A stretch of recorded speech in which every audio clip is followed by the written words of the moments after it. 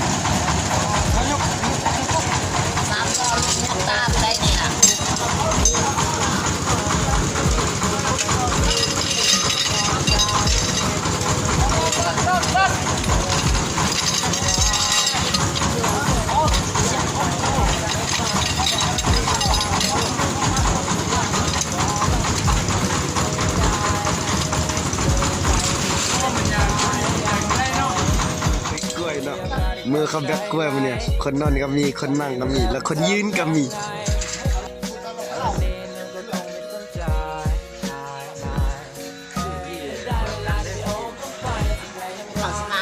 เอามือนี่ไปยังมือเนี่ยมือนี้เอากำลังไปขี้ว่ะเพราะว่าแบกกล้วยมือนี่นะผมไปแบกกล้วยไปนอนนะไปนอนบริเวณแบกกล้วยนั่นมีเนาะแบบว่าเจ้าของเป็นฟักเลยเนาะบริบริตัดแล้วเป็นพักผ่อนไปได้มอเนี่ยคือเวลากลมโทรศัพท์เมื่อยป่ะแบกกล้วยนี่บ่เมื่อยโอ้คือจะแค่แห้งเนาะอัดหลักกันเยอะกันเลยนะมื้อนี้เขาเป็นลูกผู้ใหญ่นี่เพิ่นนี่ก็เป็นหัวหน้ากลุ่มเพิ่นเนาะเพิ่นมาจัดเป็นกรรมกรเมืองรองอุดมไซพี่แหละเพิ่นมาเป็นหัวหน้ากลุ่มพอดีว่าได้แบกกล้วยนี่แต่เช้านี่แต่ละเทื่อเพิ่นแบกมาจากมัวแล้วมื้อนี้เฮาแบกกล้วยนี่มาตั้งแต่เวลาจักโมงหรือว่าตอนคันมันเต็มรถนี่จักโมงตอนแรกนี่เต็มรถเนี่ยตอนแรกมา2 โมงกลางคืนแล้วเนาะ2 โมงกลางคืนแล้วเอามาแต่เช้า6 โมงเพราะว่ากล้วยมันใกล้เนาะแล้วมันน้อยเนาะคันนี้มันอาจจะเป็นอยู่ 5,000 เนาะ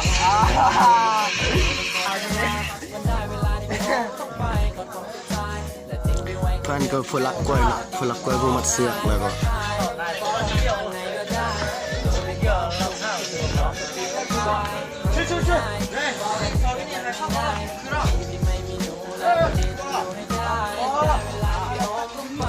กล้วยใหญ่ๆนะกล้วยนะ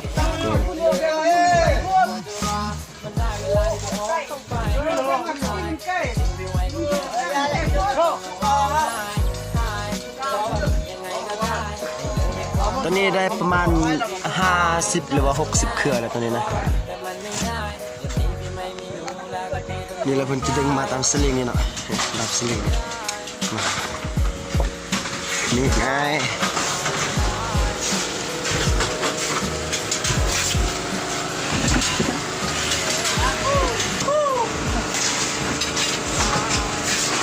อันนี้เราเพิ่งก็สอเนาะสออันนี้มาใส่น้ำยานี่มันน้ำยาอันนี้บรรลักเว้ยทั้งหมดเลย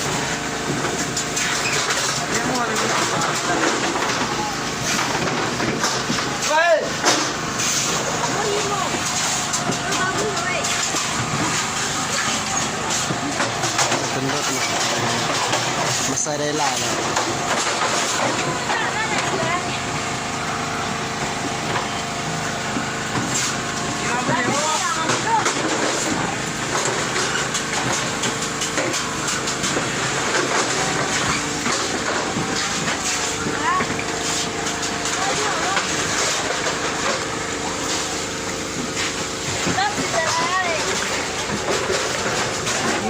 ใส่หน่อย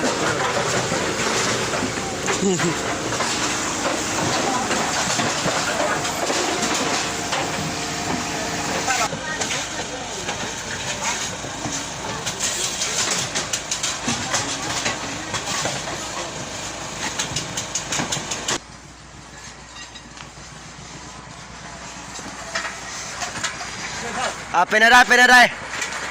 เป็นอะไรเมื่อยบ่เมื่อยบ่ แล้ว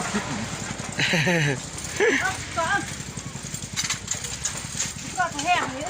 เธอแต่บิกเกาะลูกหลานมาเนาะโอ้ย โอ้ด้วยนะข้าว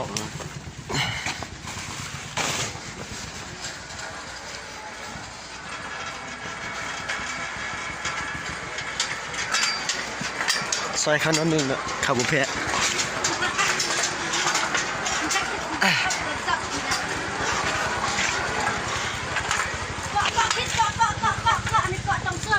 หยุดโอ้โหเรียบร้อย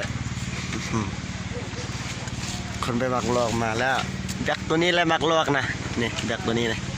แบกเล็กแดงโอ้หนักแล้วก็แบกกล้วยแดงยังอีกเสือกหน่อยนึง อันนี้ก็เป็นส้นกล้วยอยู่นะล้วนน้ำท่าเนาะเมืองร้อนประเทศลาวเฮานี่แหละ ไม่มันหนักขนาดนี้ โอ้หนักบ่ หนักครับ โอ้โหพวกนี้ก็สบายน้อยๆแล้วสูบยาผมแดงคือคนหีนี่ จะมีหลายสันเนาะมะกล้วยนี่นี่มันสันนอกเนาะนี่สันนอกนี่สันนอกแล้วก็จะนี่มันโฟมนอกแล้วก็สันในเห็นไหมมีกล้วยอีกมีกล้วยอยู่ในแล้วก็จะมีมุ้งอีกนี่มุ้งมีหลายสันเนาะอยู่ในโฟมอยู่ในสันแล้วก็จะมีแบบนี้แหละมุ้งคือที่เห็นนี่มุ้งแบบนี้มุ้งนี้แล้วก็จะมีโฟมใส่เป็นเกล็ดนี่เนาะแบบเบอร์มันกัดกันว่ามันตีกันเพราะว่านะเบอร์มันบาดเนาะภาษาแปลเขาเนาะภาษาแปลเขารวมกันเป็นภาษาอาคาเนาะเขารวมกันเป็นภาษาอาคา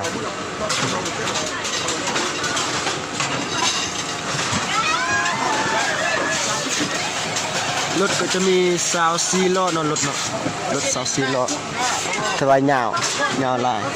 ยาวลายก็บ่ได้มันทางน้อยอยู่เพียงนะยาวพอประมาณพอไปได้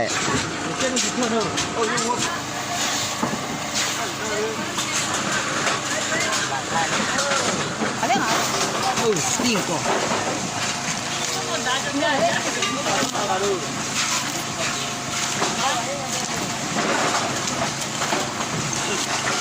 Oye, vaya, van a ver si es bien.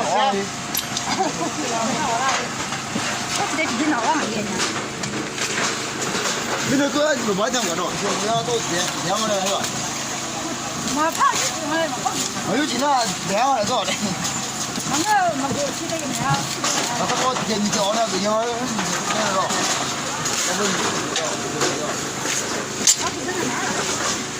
ใส่ปลาว่าเพื่อจะไปเห็ดต่อไปอีกไปตัดหรือไปเกาะต่อไป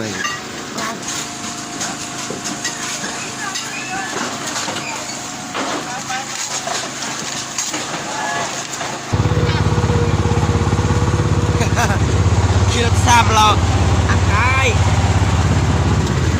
กี่ฝุ่นสถานที่พักอันนี้ครับสถานที่พักอันนี้กันบนลงแล้วตำลัก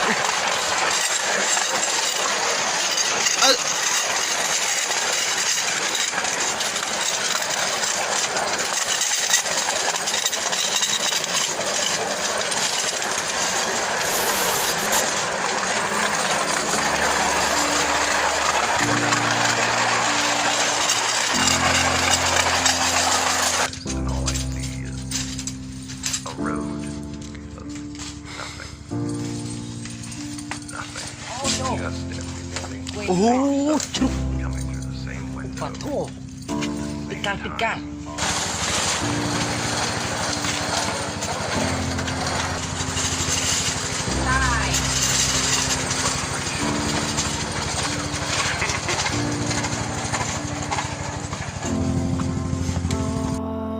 Worry me. ำว่า